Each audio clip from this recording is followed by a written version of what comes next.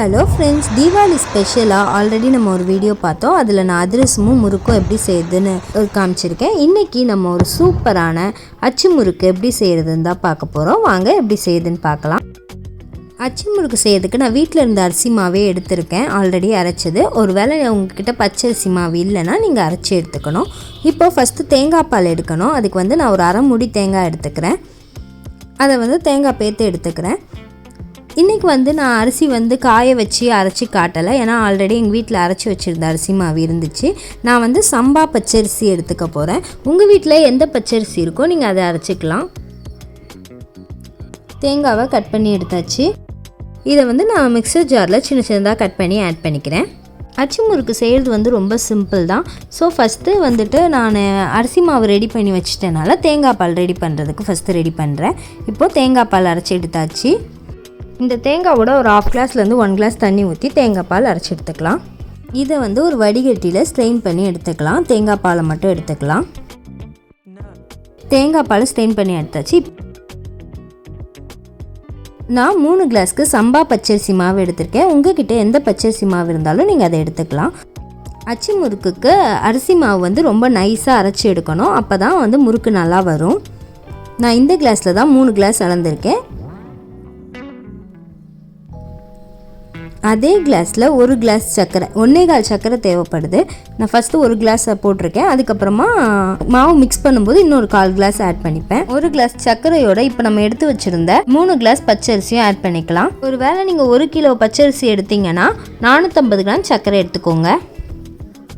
அதோட ஒரு 2 ஸ்பூன் எள்ளு ஆட் பண்ணிக்கலாம். அது ரெண்டுத்தையும் போட்டு நல்லா மிக்ஸ் பண்ணிக்கலாம்.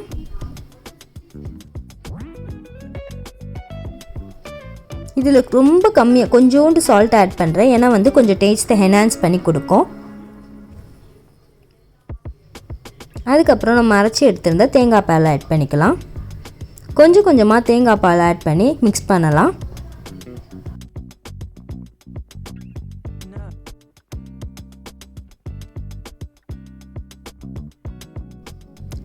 இப்போது நம்ம தேவையான அளவு கொஞ்சம் தான் தண்ணி ஆட் பண்ணிக்கலாம். தேங்காய் பால் எவ்வளோ இருக்கோ நம்ம அவ்வளோ தேங்காய் பால் ஊற்றி மிக்ஸ் பண்ணிட்டு எக்ஸ்ட்ரா தண்ணி தேவைப்பட்டதுன்னா அதுக்கேற்ற மாதிரி தண்ணி ஆட் பண்ணி மிக்ஸ் பண்ணிக்கலாம்.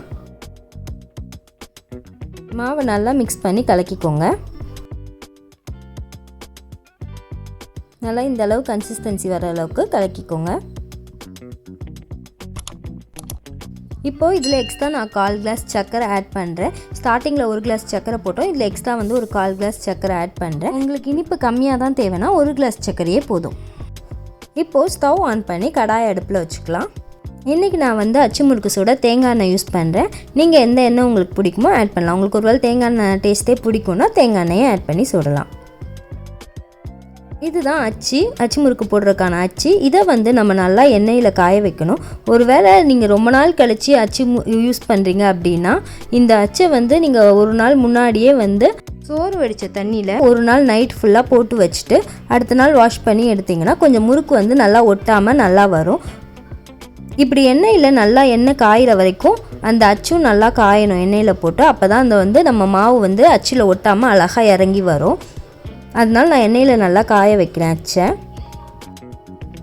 இப்போது நல்லா எண்ணெய் சூடாயிடுச்சு. மாவையும் நல்லா இந்த கன்சிஸ்டன்சியில் மிக்ஸ் பண்ணி வச்சாச்சு.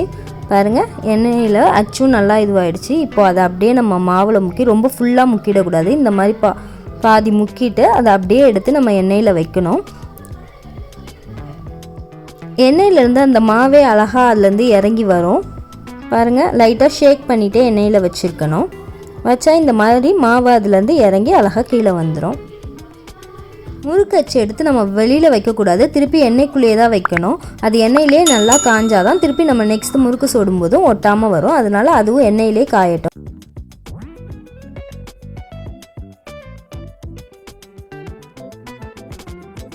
லைட்டாக முறுக்கு கலர் சேஞ்ச் ஆகிற மாதிரி தெரிஞ்சதும் நம்ம அதை திருப்பி போட்டுக்கலாம். ஒரு குச்சி மாதிரி இல்லை கம்பி மாதிரி ஏதாவது யூஸ் பண்ணினீங்கன்னா உங்களுக்கு ஹேண்டில் பண்ணுறதுக்கு ரொம்ப ஈஸியாக இருக்கும் அச்சு முறுக்கை. இப்போ இது நல்லா வெந்துருச்சு, எடுத்துக்கலாம். நல்லா எண்ணெயை வடிச்சிட்டு எடுத்துக்கோங்க. அச்சு முறுக்கு நம்ம ஒன்று ஒன்றா போட தான் கரெக்டாக இருக்கும். ஏன்னா ஒவ்வொரு தடவை நம்ம மாவு முக்கி போட்ட பிறகும் அந்த அச்சு கொஞ்சம் எண்ணெயில் காயணும். ஸோ ஒன்று ஒன்றா போட்டால் தான் நமக்கு கரெக்டாக வரும். அதே மாதிரி நான் அடுத்த இதையும் இது பண்ணுறேன். நல்லா எண்ணெயில் காஞ்ச உடனே அச்சை முக்கி எண்ணெயில் வைக்கிறேன்.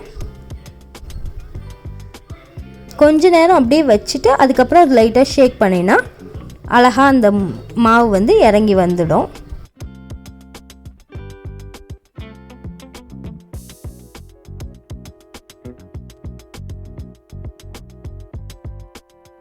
இந்த மாதிரி கம்பி குச்சி ஏதாவது இருந்தாலும் அதை வச்சு கூட நீங்கள் எடுக்கலாம்.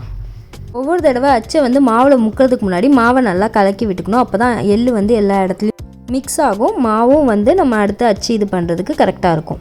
அதே மாதிரி நான் எல்லா அச்சு முறுக்கையும் போட்டு எடுத்துக்கிறேன்.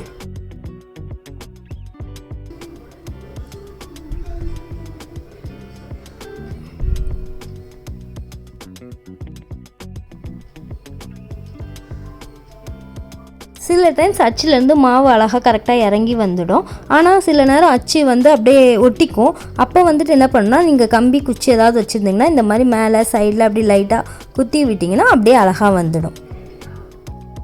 ஸோ அப்படி ஒட்டிக்கிச்சுன்னா அச்சோ என்ன பண்ணன்னு தெரியாமல் யோசிக்காமல் இந்த மாதிரி ஏதாவது குச்சி இருந்ததுன்னா அதை வச்சு லைட்டாக குத்தி விட்டு எடுத்துக்கோங்க.